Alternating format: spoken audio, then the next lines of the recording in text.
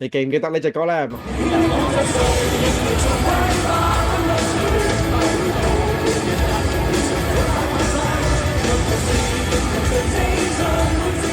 係啊，就係謝霆鋒啦。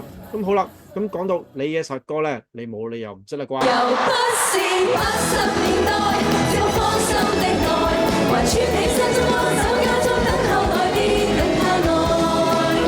禮拜六為何難放膽，走得開？咁如果你對呢隻歌陌生嘅話，你應該可能對呢隻歌呢近排嚟講都會聽過㗎。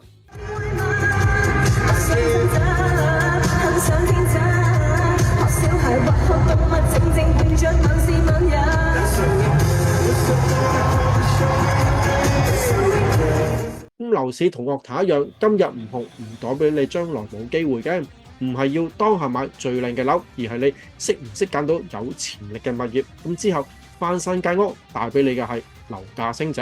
咁你會揀熱門地段高價樓啊，定係買潛力嘅物業，等待佢發光發亮？咁樓市就好似音樂咁樣，識玩就可以長青。咁當然你買咗間屋，今日已經可能變咗黃金資產。咁但係當年如果你錯過買樓或者買錯嘢嘅話，今日只可以睇住人哋發展。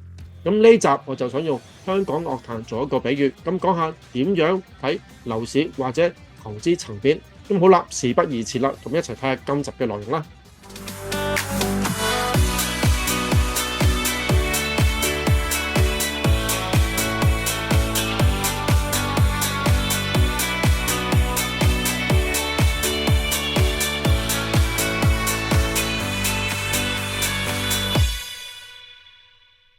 咁開始之前呢，如果你仲未訂閱我呢個頻道，麻煩你幫我撳一撳個鐘仔，同埋俾個 like。咁我呢個頻道係講關於澳洲嘅樓市資訊分析同埋投資心得嘅，咁深入淺出，希望幫助到你喺買屋同埋置業上嘅道路有幫助。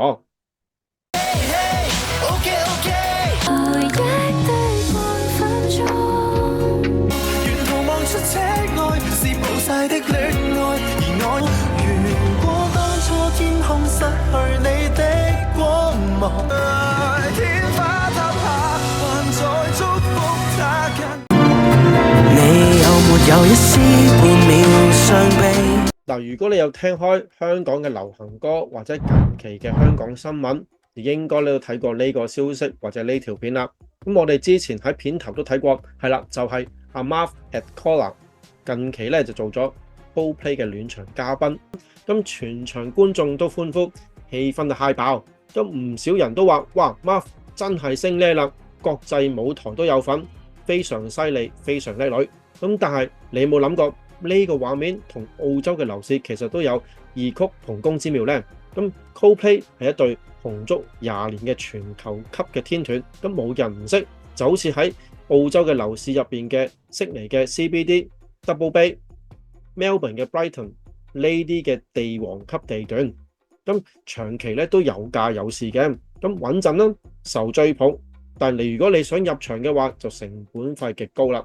咁而 Marv 就係樓市入邊嘅潛力新星，咁地區可能就好似喺新州嘅 Campbelltown、Gosford， 或者可能喺昆士蘭嘅 Ipswich、Logan， 或者喺南澳嘅 Adelaide Northern Suburbs 等等。咁呢啲你以前都未睇一眼嘅地方，但係佢哋過去低調、價格親民，但一有機會登上大舞台嘅話，咁即係政府嘅基建啊、交通開發、人口嘅增長，咁成個價值觀啊就會即刻提升，即刻爆啦。咁就好似 Marv 喺 Coldplay 嘅演唱會咁樣亮相咗之後，佢嘅曝光度咧就即刻倍增。咁佢代表係一個潛力嘅地方，咁正式由一個被忽略變成一個焦點嘅地區啦。嗱，喺呢件事上點樣應用到喺樓市投資嘅層面度呢？咁你想喺 Marv 未紅爆之前支持佢啊，定係等到佢開紅館歌唱或者做代言一線品牌嚟先追捧呢？咁同樣道理啦，買樓都係睇未來嘅潛力，而唔係今日有幾多人排隊去搶。咁越早發掘，越早部署，你越有機會用平靚正嘅價錢買入下一個 Coldplay 嘅舞台上嘅 Marv 嘅。澳洲樓市入邊永遠咧都有未紅先買嘅機會嘅。咁問題係你識唔識睇，敢唔敢買？我還是也知道我幾多黑心的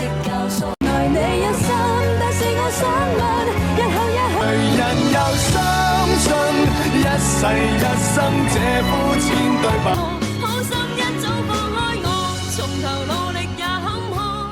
咁下一 part 咧，我就係想講就係勁有回憶殺嘅 Cookies。咁早一排咧 Stephy 嘅演唱會 Cookies 20年後再重聚，咁勁多人感觸，因為當年啱啱識 Cookies 嘅你，可能仲係中學生或者大學生，咁甚至啱啱畢業初出茅廬，拎住部 Nokia 或者可能一個 Sony Ericsson 部手機，一邊聽住心急人上，一邊咧就幻想自己將來點樣發展。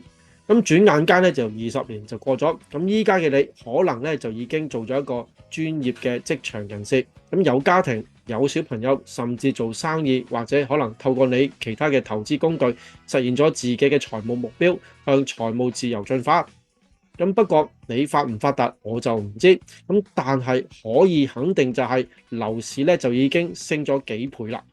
咁當我見到 Cookies 喺 Stephy 演唱會出現嗰時，咁第一個感覺就係哇，咁就過咗20年啦。咁然後諗起當年我做緊啲咩呢？而家又變成點樣樣？咁呢20年啊，咁改變咗幾多？咁我識唔少朋友呢，咁當年咧讀完書就翻咗香港發展，咁喺香港打拼事業，咁結婚生仔，咁繼續佢哋嘅忙碌生活。咁其實澳洲嘅樓市咁同 Cookies 嘅音樂旅程其實差唔多幾多，咁都係一樣經過高低起跌。咁有人發圍，有人轉行成為專業人士，有人堅持，有人放棄，最後睇下你會唔會變成自己嘅舞台主角嘅。咁 Stephy 依家咧都已經踏上紅館嘅演唱會，咁你呢？你有冇踏上自己嘅舞台，踏上你自己嘅樓市投資之路？咁 Cookies 同埋澳洲樓市呢20年嘅回憶殺嘅啟示係代表咗啲乜嘢？咁當年2002年，你可能仲係一個學生，睇住 Cookies 出道，個個都係心急人上，心急想紅，心急想成功，甚至心急想揾錢買樓。咁但係現實就係澳洲樓市都係心急人上，唔係你想買就買到嘅。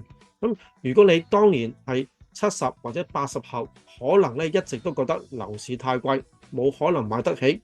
澳洲樓市雖然嗰時咧就唔似香港咁極端嘅升幅，咁但係時間長咗之後，回報同樣非常誇張啊！咁如果20年前你有機會買樓但係冇買，今日睇返會唔會一樣後悔呢？咁2005年 Sydney 某啲好些少嘅地區，一間嘅獨立屋大概50萬上限。咁你話貴，今日2025年同一間屋啊，如果冇乜點樣係裝修過，已經都可能高達100幾200萬，甚至多過200萬都唔止。咁你仲話貴唔貴呢？咁 Cookies 嘅歌係青春回憶，咁而物業可以係你財富嘅根基。今集我哋唔講20年前，因為嗰陣可能大家都仲係讀緊書，或者啱啱出嚟社會做嘢，又未必可能有太多嘅資金去俾首期買屋。咁我哋講下10年之前啦，拉近少少啦。咁如果你10年之前當時你錯過咗買屋嘅機會，今日咧就可能會後悔啦。咁樓市升升跌跌，咁當年某啲2、3線嘅城市俾人忽略，咁大家咧淨係望住 Sydney 同埋 Melbourne。咁但係2020年疫情之後咧，呢啲嘅地方開始爆升，好多地區已經升咗1倍或者再多啲添。咁好似 Stephy 咁樣一步一步變天后，咁樓市都係一步一步累積嘅。咁當年 Cookies 係一對少女嘅組合，咁 Stephy 都係當中成員之一。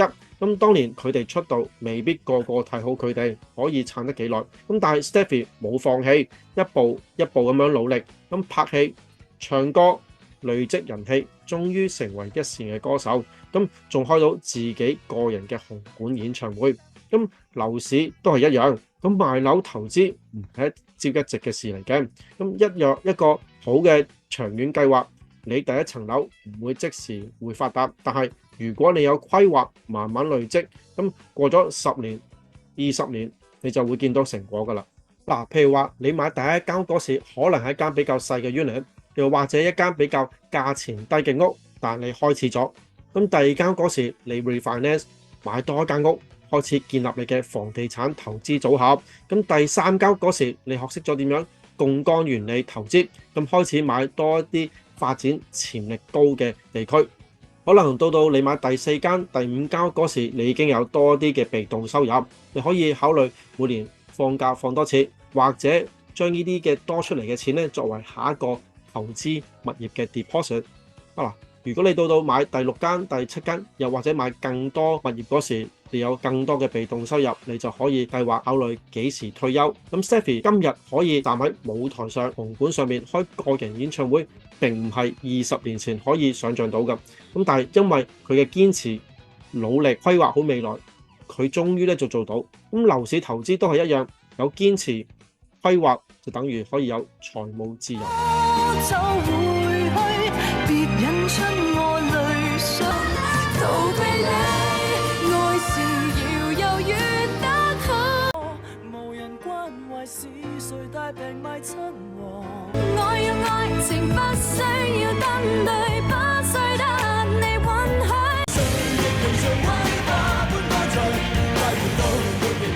下一 part 咧，我就想講就係物業投資從冷門嘅地段到黃金地段嘅潛力發掘。咁其實投資物業嘅邏輯同謝霆鋒嘅事業發展咧都差唔多幾多嘅啫。